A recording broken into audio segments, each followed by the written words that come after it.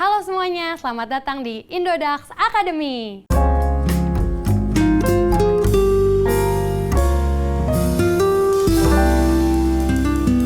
Perkenalkan, saya Jasmine dari Indodax. Pada episode kali ini, saya akan mengupas segala hal tentang DeFi atau biasa yang dikenal sebagai Decentralized Finance.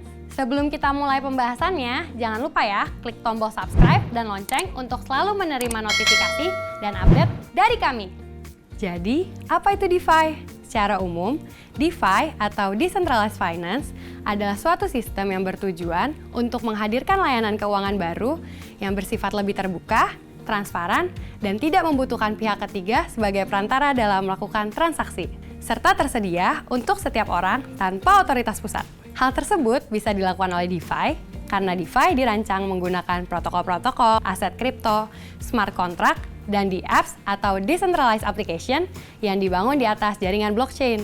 DeFi dapat menjadi alternatif global untuk setiap layanan keuangan yang digunakan saat ini, misalnya untuk tabungan, pinjaman, trading, asuransi, dan lainnya yang dapat diakses oleh siapa saja dengan hanya menggunakan smartphone dan koneksi internet.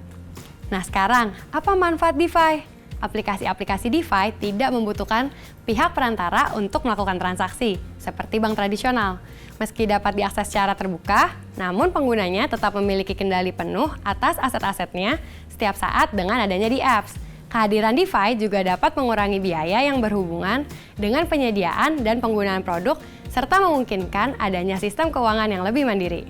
Karena sistem DeFi dibangun di atas teknologi blockchain, maka potensi dari adanya data diretas atau hilang karena menggunakan sistem terpusat dapat dipecahkan. Hal ini dikarenakan data tersebut akan terekam di dalam jaringan blockchain dan tersebar pada ribuan nodes, sehingga potensi penutupan layanan karena sistem down atau data diretas hampir tidak mungkin terjadi. Lalu, apa contoh kegunaan dan keuntungan dari menggunakan DeFi? Kegunaan dan keuntungan dari menggunakan DeFi adalah sebagai berikut. Pertama, pinjam dan meminjamkan.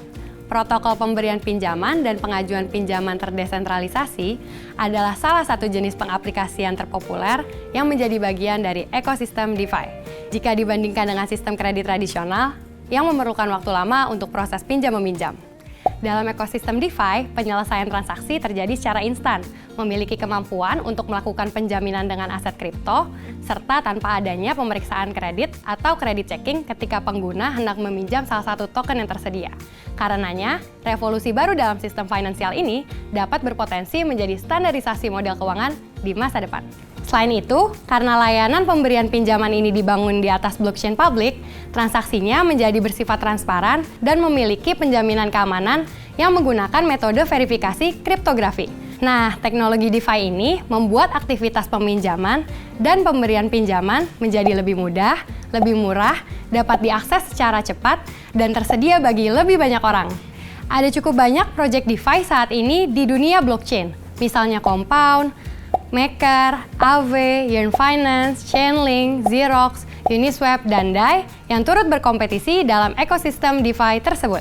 Indodax memperdagangkan cukup banyak token DeFi yang disebutkan tadi. Untuk yang tertarik, bisa juga membeli maupun menjualnya melalui Indodax. Oh ya, tidak hanya itu. Baru-baru ini, Indodax juga ikut mengembangkan sebuah proyek DeFi bernama Tadpole Finance.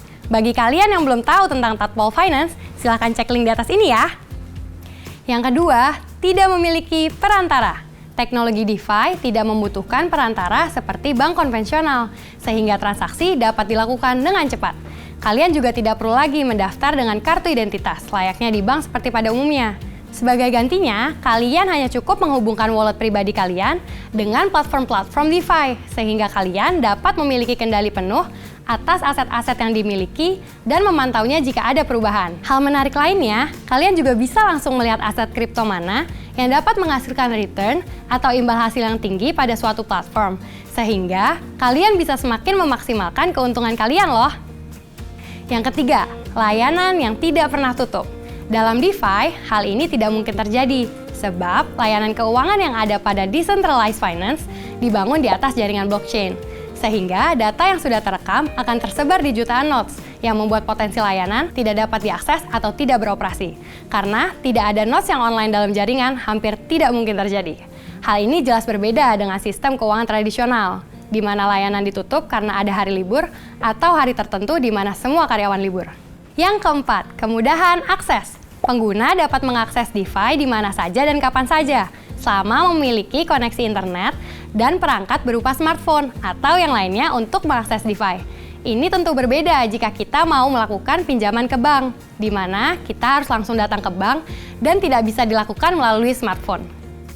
Yang kelima, di apps juga memungkinkan penggunanya untuk membuat stablecoin, meminjamkan uang, dan mendapatkan bunga pada aset kripto yang dimiliki loh. Wah, menarik ya! Pasti sekarang kalian sudah makin penasaran. Apa sih contoh kasus penggunaan DeFi? Salah satu konsep yang muncul dalam penggunaan DeFi adalah yield farming pada ekosistem DeFi. Yield farming adalah liquidity mining atau penambangan likuiditas untuk menghasilkan reward atau hadiah berupa aset kripto. Secara sederhana, yield farming adalah cara terbaru menghasilkan aset kripto dengan menggunakan aset kripto yang sudah kalian miliki. Yield farming biasanya menggunakan automated market maker atau AMM dan melibatkan liquidity pools atau LP. Nah, liquidity pools pada dasarnya adalah smart contract yang berisi aset kripto, di mana liquidity pools berperan sebagai tempat ketika pengguna meminjam aset kripto atau meminjamkannya pada pengguna lain, atau hanya sekedar menukarkan aset tersebut menjadi token ERC20. Kalau begitu, apa indikator DeFi yang dapat mengukur kesehatan keseluruhan yield farming? Jawabannya adalah Total Value Lock atau TVL. Total Value Lock atau TVL mengukur seberapa banyak kripto yang dikunci dalam peminjaman DeFi dan jenis pasar uang lainnya. Pada beberapa platform, TVL berarti jumlah dana yang disetorkan oleh penyedia likuiditas ke protokol. Adapun tempat yang baik untuk melacak TVL adalah melalui DeFi Pulse. Di sana, kalian dapat memeriksa platform mana yang memiliki jumlah ETH tertinggi atau aset kripto lain yang terkunci pada DeFi. Dengan begitu, hal ini dapat memberi kalian gambaran umum tentang keadaan hasil yield farming saat ini. Semakin banyak nilai yang dikunci, maka semakin banyak pula hasil farming yang akan didapatkan. Perlu dicatat bahwa kalian dapat mengukur TVL dalam ETH, USD, atau bahkan BTC. Masing-masing akan memberi kalian gambaran berbeda tentang keadaan market DeFi. Nah, sampai sini saya yakin kalian sudah mengerti mulai dari apa itu DeFi, manfaatnya hingga kegunaannya. Kalau menurut kalian konten video ini bermanfaat, jangan lupa untuk di-like, komen, subscribe, dan share ke teman-teman kalian ya. Untuk tutorial dan video lainnya, kalian bisa kunjungi website indodax.academy. Sampai jumpa!